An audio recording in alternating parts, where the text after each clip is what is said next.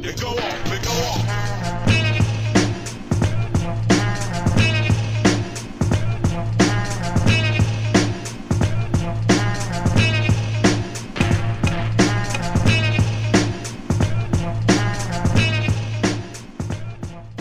Now, folks, if you'll just gather around a little closer now. Come right in a little closer. That's it. That's fine, folks. All right, let's go, because you know what I came in to do. I don't get paid for overtime. I'm here to fight. But USYK just wants nothing to do with HRGOVIC. Absolutely shit stones, totally scared of HRGOVIC. You're taking too much drugs, KALLE. Stop it. He's doing his job. He's HRGOVIC's promoter. He's doing his job, you know, but there's just no way Alexander USYK is scared of Filip HRGOVIC. No way. Now, it's unlikely that the Fury fight is in December. Apparently, he's signed to fight Tyson Fury, so we don't know what's happening, if it's going to happen in December. I think that's unlikely. Then he's have to find out his position with the IBF. Like, will he have to give up a belt if he takes a rematch with Tyson Fury? But KALLE sounded like an idiot there. Sounded like an idiot. USYK's not even thinking about HRGOVIC, let alone be scared of him. What has HRGOVIC done in his career that USYK would be scared of him? Injury politics have kept Arsene Goulamarian from a mandatory defense. The first one he was due to have was November the 11th, 2022, and he was supposed to have one August this year. So the WBA, I guess they'd call it grabbing the bull by the horns, have decided to take action. And the solution to end his inactivity as champion is to bring in a challenger who hasn't fought since the 18th of December 2022. What has Dorticus done to earn a title shot? He himself has been inactive for, what, a year and 10 months. But anyway, 30 days to come to some agreement, or it goes to a purse bid. I wouldn't have thought it would be too hard to come to some arrangement with Dorticus, since he's only getting 25% of the split. Dorticus is getting a shot ahead of Richard RIAKPORHE, because Goulamarian, by all accounts, was expected to fight Richard RIAKPORHE after RIAKPORHE was pulled out of the purse bid, on the day of the purse bid, to challenge Jai Opetaia. Now, the only place where Richard is ranked where he could possibly get a shot at a title right now is the WBO against his stablemate at Sky and Boxer, Chris Billiam Smith. Although Lawrence OKOLIE has activated a rematch clause after losing his titles to Billiam Smith. I haven't heard RIAKPORHE say anything. He seemed to be blaming Eddie Hearn for why his title shot didn't materialise against Jai Opetaia, but they pulled out on the day of the purse bid. The title shot was right there. Also, Masternak was supposed to get a crack at Jai Opetaia. He pulled out and was supposed to face Chris Billiam Smith. That hasn't materialised. Are they planning to get Billiam Smith to fight everybody, like Lawrence OKOLIE, Masternak, and RIAKPORHE? Because apparently Sky do not want Lawrence OKOLIE to headline. So a lot of careers have went in funny directions since signing with Ben Shalom. Let's just say that. You know what the screwed up thing is? I reckon if RIAKPORHE said, you know something, I probably didn't handle it very well, spoke to Eddie or Jai Opetaia about getting a title shot, I reckon he'd still get the fight. I've just got to keep it real. I've got to come to a conclusion. Richard RIAKPORHE, in my opinion, doesn't appear to be that ambitious. You allowed your promoter to pull you out of the purse bid. You're not fighting Billiam Smith. You're not fighting Goulamarian. I don't see you upset about not getting a title shot. Why is it you don't want to fight for a title? Why doesn't your promoter want you to fight for a title? Ben Shalom doesn't appear that ambitious either. What's going on over there? If you reckon there's a party to blame why the Opetaia fight didn't happen, so well, who's to blame for the Goulamarian fight not happening? You should have easily been able to put together a voluntary before the IBF called Goulamarian for this mandatory against Dorticus, surely. Just waiting to hear, really. I think it'd be him or Masternak. I think the only reason it won't be Lawrence is issues with broadcasters not wanting to headline with him for obvious reasons. If Chris Billiam Smith comes out saying Sky do not want to put this fight on because they don't want Lawrence OKOLIE to headline, and Chris's coach Shane says something similar, well, here's what I draw from that. Lawrence OKOLIE hasn't come out and said anything to oppose that, and more importantly, Ben Shalom hasn't come out and said, nah, that's not true what they're saying. We're working hard to get Billy Smith in the ring with Lawrence Okolie for November. That's the situation. He's not coming out saying that. They're having issues with Sky, in my opinion, not wanting to put that fight on. Why hasn't the promoter came out to back Lawrence Okolie, who was supposed to be the face of boxing over there? Wouldn't you not expect your promoter to come out and back you? Now, perhaps Ben and Lawrence Okolie have spoke behind the scenes, and Ben's assured him that his rematch is being taken care of. Could be the case.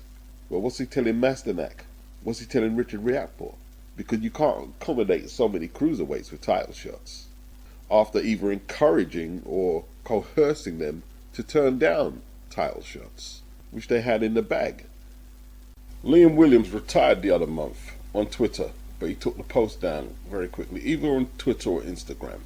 Now, obviously, 31 fight dates not being abundant as he would like. Lost 2 out of his last 3. You know, he's been shipped around from Frank Pro Bellum. His last fight was at a Nice and KALLE card, Wasserman on Channel 5. And he's been called up by Frank Warren to basically be a stepping stone for HAMZAH SHEERAZ. SHEERAZ, 24 years of age, 18 wins, 14 inside the distance. Liam Williams, 24 wins, 19 inside the distance, 4 losses, 1 draw. Now, the punch resistance in this fight is key. It's at 160. Liam's been dropped numerous times by EUBANK and by Andrade. He's also pretty inactive. SHEERAZ, he towers above Liam.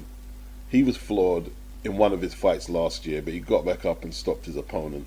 And I don't think he's as defensively as gifted or as experienced as Andrade. And if Liam does penetrate the defenses, it will be interesting. Although I just see Liam getting his clock cleaned. That's what I see here. But he believes he's going to upset the apple cart. Frank's got another card this Saturday. Nick Bull versus Isaac DOGBOE. I think it's a pick'em. I think it's a fight DOGBOE could win. You know, it all depends on how much he's got left in the tank and ambition. Could also see Nick winning it. I think Denzel Bentley beats Nathan Heaney up in Stoke. Why is Denzel Bentley not fighting HAMZAH SHEERAZ is the question I would put to Frank. And you've also got Echo Esserman, British Commonwealth 147-pound title, taking on his mandatory Harry Scarf. I expect Echo Esserman to beat Harry Scarf. I do. But it could be interesting. Pretty decent card. The result of UKAD's appeal with Conor Benn might not be until December or January. That's what Michael Benson is saying here. Ultimately, EUBANK versus Benn ends up in Abu Dhabi, 23rd of December. The question is what happens with Anthony Joshua? Is he on the card? Well, the IBF did the right thing, elevating Otto Wallin to the number 2 spot to fight HRGOVIC for that vacant WBO title if the winner of Tyson Fury versus Alexander Usyk is stripped. Otto Wallin won an eliminator against Gassiev. Filip HRGOVIC has been in that number 1 spot for a while now. He won an eliminator against Zhang. AJ hasn't won no eliminators. So whether Eddie or AJ himself, if they were thinking, well, our star power was going to get them a shot ahead of Otto Wallin, the IBF done the right thing. The AJ Wilder situation. I found it a bit strange that this is the only fight we're interested in making, according to Eddie Hearn. And the next thing they're talking about, they're going to challenge HRGOVIC for the world title. I guess it would be easy to make because him and KALLE and Nice and the Sauerlands are tight, so to speak.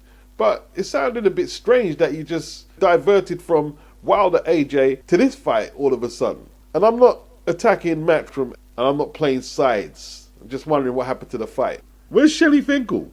Is he just too old to do his job right now? It looks like the ass fell out of the fight when Skills Challenge pulled out and no major investment could be generated like the Saudis were initially going to put up, and as a result both parties look a little deflated. I think Wilder would take the fight, I think AJ would take the fight, but they want to get paid a lot. I want to say paid. A multiple weight world champion, 44 years of age. Manny Pacquiao is looking to gain a universality place to get him in the Olympics. Basically, that's a spot reserved for fighters who will find it difficult to qualify in their respected country through national championships, etc., etc.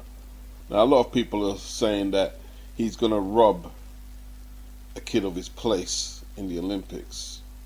It's a fair debate. Manny's had his career, multiple weight world champion.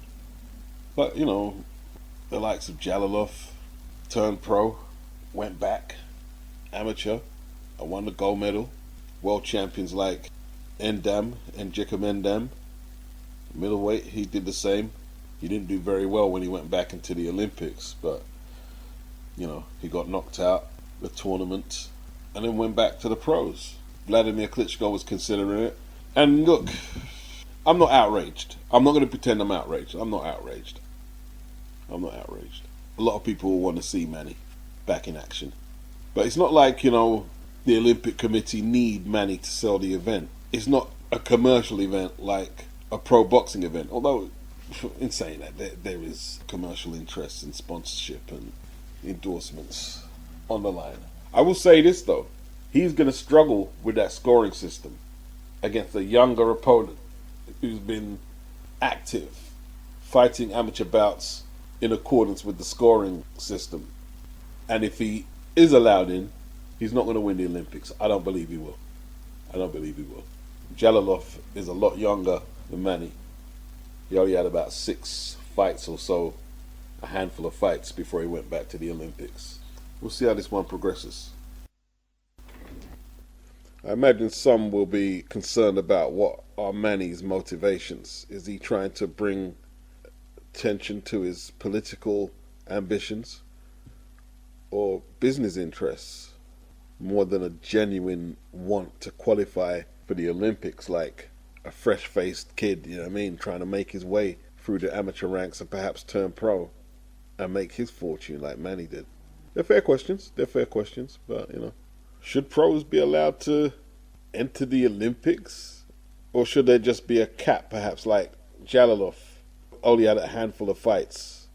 But if you're an established pro, former world champion, should you be allowed in? Or even Jalilov, once you turn pro, should that be the cut-off point? There's no way back in? Whoa, na, na, na. Beanie Man will be on the undercard of Razor. Donovan Razor Ruddock versus James Lights Out Toney. James Toney, 55 years of age. Razor Ruddock, 59. James Toney was last in the ring 6 years ago. He won a points decision over Mike Shepard. The last time Razor Ruddock was in the ring, that was 8 years ago. He was 51, and he got knocked out by some dude with a cowboy hat. The fight will take place in Kingston, Jamaica. Razor Ruddock is from Jamaica, a resident of Canada. Only Triller could put on a fight like this. I wasn't expecting to see this in Kingston, Jamaica, November the 11th. Now, I don't think Ruddock has his vaunted power anymore. That smash punch could test James Toney's durability. Although, you know, neither man having been in the ring the last 5 years, it's hard to say if James Toney still has that shock absorber of a chin. It's hard to say. Hard to say. It's pay-per-view. I don't know who's going to pay for it. But I'm not in the crowd who, you know what I mean, I'm outraged and, you know, I'm worried about their health. I'm not in that crowd there. I'm not in that crowd. These are hard men from a different era. You know, boxers have been doing this for years, scratching around gyms for sparring work when they're past their prime, fights, exhibitions, etc. So they're just doing what boxers do. Yo, everybody needs a pound note, but also that driving force that made them who they were in their prime. It doesn't die. Doesn't die, does it? Tszyu, Australia's finest, 28 years of age, 23-0, 17 inside the distance. Brian Mendoza from Albuquerque in America, 29 years of age, 22 wins, 16 inside the distance, 2 losses. So they're scrapping for the vacant WBO 154-pound title. That was previously ownership of Jamel Charlo. It's a good fight, good punches. Both men, in my opinion, probably better fighters than boxers. With Jamel being out of the ring for so long and losing to Canelo, I would say this fight will determine who's the best at 154 right now. Maybe Jamel fans might think that's a bit harsh. Well, it is what it is. Mendoza, he chinned Fundora last time out, took his unbeaten record. Became the WBC interim champ, but he's going the WBO route. Before that, he took out Jason Rosario, a former champion. He's on a good run of form. Tszyu, however, has home advantage, which could be key. For some reason, that commute to Australia is not fruitful for a lot of fighters and fancied fighters who've travelled to Australia. There's a lot of pressure on Brian Mendoza. He knows he needs a knockout. He said so himself. He's going to knock Tszyu out. I don't know if he can handle that pressure. I don't know. Mendoza, the last time he lost was to Jesus Ramos. Now, Ramos lost controversially to Erickson Lubin just the other week, so there's no shame in that. Ramos or Lemos is currently 20-0 with 16 inside the distance, and just the one loss to Lubin, the controversial loss. The loss to Larry Gomez, that was a few years ago, split decision loss. I don't think Tszyu loses to the likes of Larry Gomez, but I have to give Mendoza the benefit of hindsight that he's improved. I'm not sure if Brian Mendoza can keep his boxing together for a lengthy enough period to put it out of Tszyu's reach. I think Tszyu might be a little too tenacious and perhaps win a controversial decision. I think this could be tight on the scorecards, possibly, but we'll see. It's a very good fight. Neither of the two are defensive geniuses, so it won't be hard for either man to find each other. Although they seem to both have solid chins, that don't mean there won't be a stoppage though, because they can both hit too. The WBO have announced that Terence Crawford will get the winner. Showtime, you've heard all the stories. Looks like they're on their way out. They didn't back their man Mendoza. Got to make that commute to Australia. That won't affect Mendoza though. He'll relish the challenge. But overcoming that Australian crowd is another task. Al Heyman is sticking motherfuckers up out there, bro. So basically, $80 for Andrade versus Benavidez. And it looks like they're going to go with Isaac Cruz versus Tank too. It's another $80. Wilder and AJ falls through. If they make that Andy Ruiz fight, we know where that's going. It's another $80. Hell no. No. They say the zone is expensive, yeah? How much did I pay? 110 quid for the year.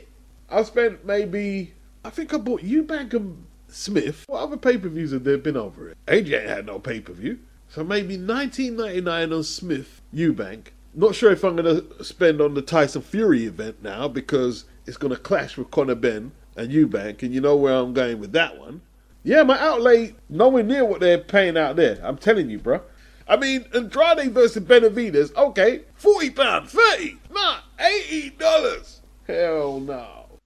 Explain how Isaac Cruz is worth $80 pay-per-view. You know, I mean, the first fight wasn't very eventful.